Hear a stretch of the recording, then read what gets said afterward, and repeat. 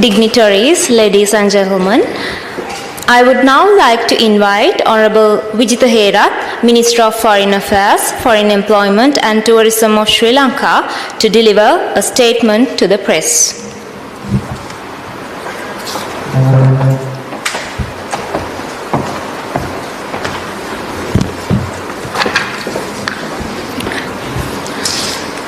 Ayubowan, Honorable Dr.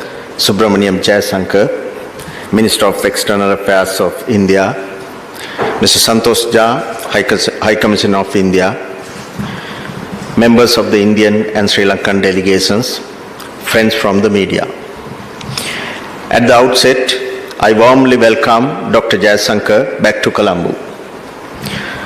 Dr. Jayasankar's visit at this time is deeply appreciated as it underscores India's steadfast solidarity with Sri Lanka in the aftermath of the adverse weather conditions caused by Cyclone Vijitha.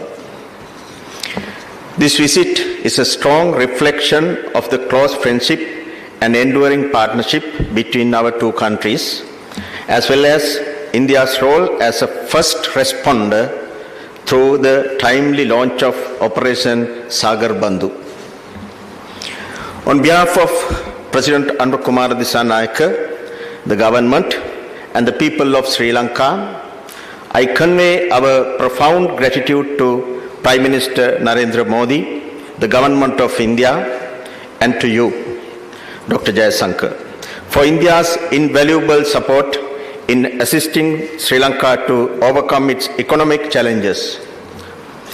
We recall with appreciation the unprecedented assistance amounting to $4 billion extended through lines of credit for essential goods and petroleum, bilateral currency swaps, and liability deferment.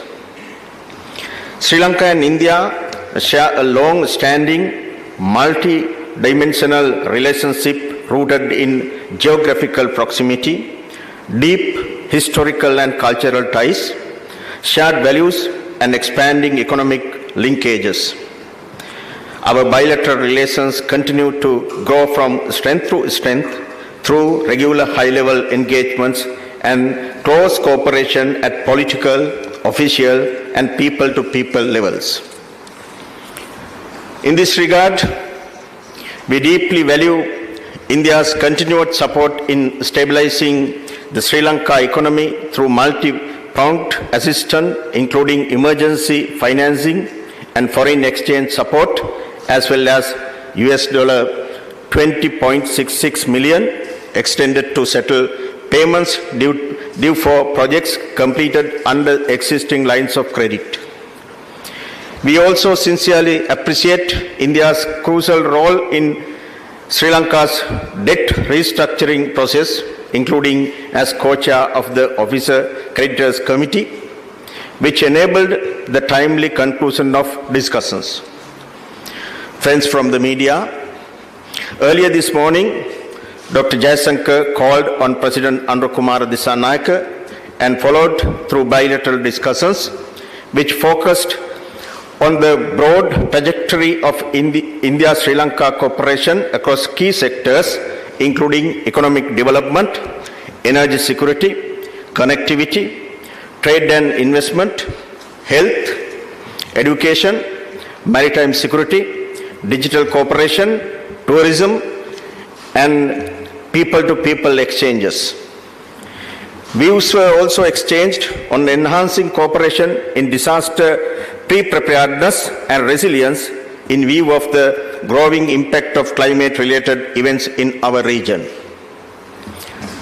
During the meeting, President Dissanayake conveyed his sincere appreciation for India's swift and comprehensive humanitarian support, including the provision of large-scale relief supplies, emergency medical assistance, search and rescue operations, restoration of connectivity, and assistance in rebuilding critical infrastructure. This timely intervention has brought much-needed relief to affected communities and has been invaluable to Sri Lanka's national response efforts. As you are aware, India provided over 10,000 tons of relief material, which were promptly distributed among affected communities. The Indian Army Para Field Hospital established in Mahiyangana delivered critical healthcare services, while the Indian Army signalers successfully restored connectivity following cyclone-related disruptions.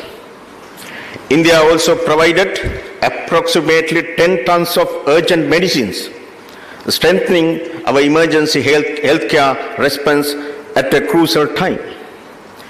We also acknowledge with appreciation the provision of 228 tons of Bailey Bridge units in 4 batches, pursuant to the request made by President Dissanayake to Prime Minister Modi. This assistance enabled the rapid restoration of vital transport links. Earlier today, Dr. Jayasankar and I virtually inaugurated the Bailey Bridge installed in Kilnochchi in the presence of President Dissanayake, an important contribution to restoring connectivity. Friends from the media, Dr. Jayasankar's visit today is particularly significant as he is here to announce a further relief package which will provide meaningful support to Sri Lanka's recovery and rebuilding efforts. Through this gesture, India has once again demonstrated its enduring friendship and solidarity. We remain deeply grateful to Prime Minister Modi, to Dr. Jayasankar, and to the people of India. As Dr. Jayasankar is aware, Sri Lanka's tourism sector has rebounded following Cyclone Vijitha, and all tourist attractions are now fully operational. India remains the largest source of tourists to Sri Lanka, and a positive message from you, Dr. Jayasankar, would greatly enhance traveller confidence and encourage continued visits. Dr. Jayasankar, I thank you once again for your visit and for the steadfast support extended by the government and people of India to Sri Lanka. I now invite Honorable Dr. Subramaniam Jayasankar, Minister of External Affairs of India, to address the media. Thank you very much.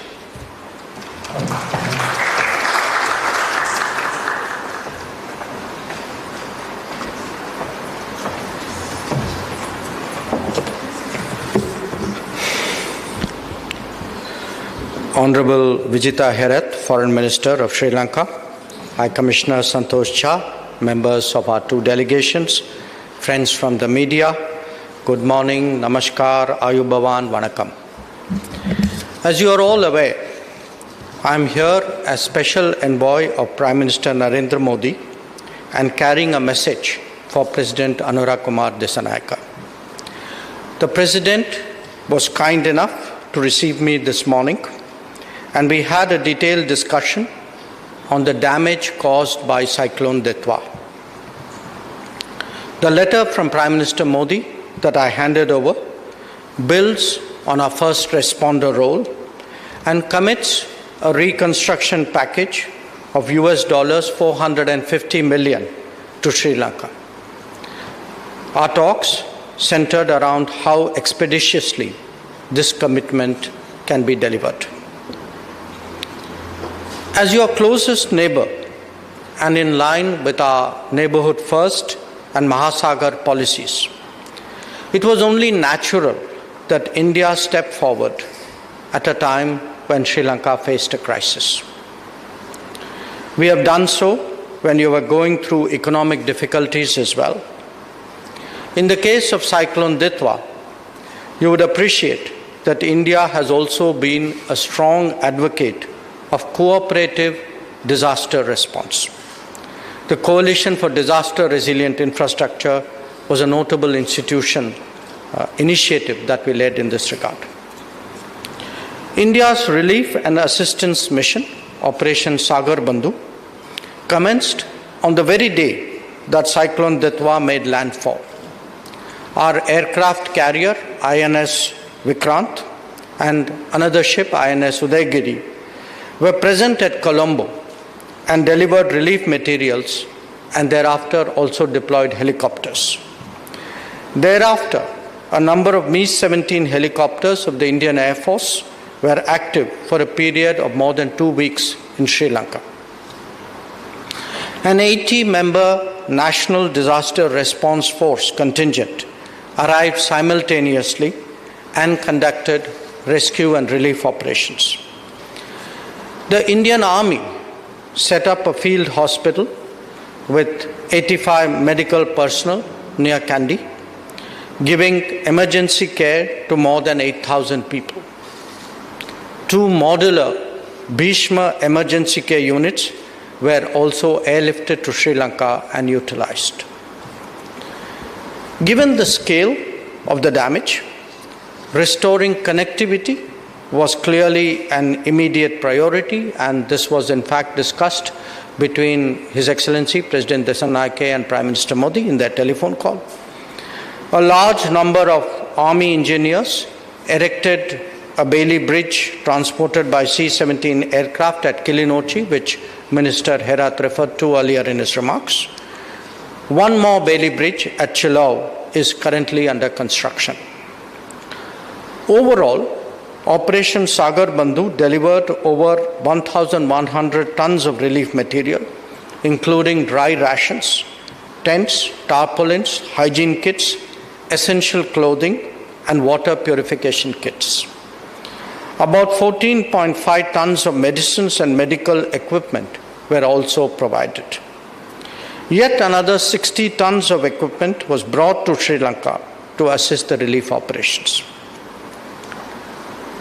Recognizing the urgency of rebuilding, Prime Minister Modi directed that we now engage with the Sri Lankan government to address their priorities in that regard. The assistance package that we have proposed is worth $450 million. It will include $350 million in concessional lines of credit and $100 million of grants. This package is being finalized in close consultation with the government of Sri Lanka. Our assistance will cover sectors worst affected by the cyclone, including 1. Rehabilitation and restoration of road, railway and bridge connectivity. 2. Support for construction of houses fully destroyed and partially damaged. 3. Support for health and education systems, in particular those that have been damaged by the cyclone. 4. Agriculture, including to address possible shortages in the short and medium term. And 5. Working towards better disaster response and preparedness. We are conscious that work towards mitigating the impact of Cyclone Ditwa on the people of Sri Lanka must be done in the quickest time possible. We are discussing an effective coordination mechanism for earliest possible delivery. Let me also add that there are other ways by which India can and will be of support to Sri Lanka. You are a significant tourism economy, and Minister, let me assure you that we will continue to encourage tourism traffic from India in that regard. Similarly, an increase in foreign direct investment from India can also boost your economy at a critical time. Our discussions will therefore keep in mind promoting a deeper cooperative relationship between our two countries. Friends, we fully recognize that this is a very difficult period for Sri Lanka. Just as it was recovering from the economic crisis of 2022, this natural disaster has created new difficulties. We have seen in the past the strong resolve and strength among the people of Sri Lanka to overcome challenges and to march ahead. I can assure you that India stands firmly with Sri Lanka more than ever before, and I'm sure that Sri Lanka will once again demonstrate its great resilience in recovering from this adversity. Thank you.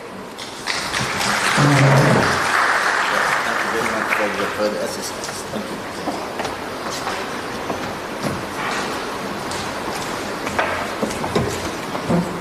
Thank you, dignitaries.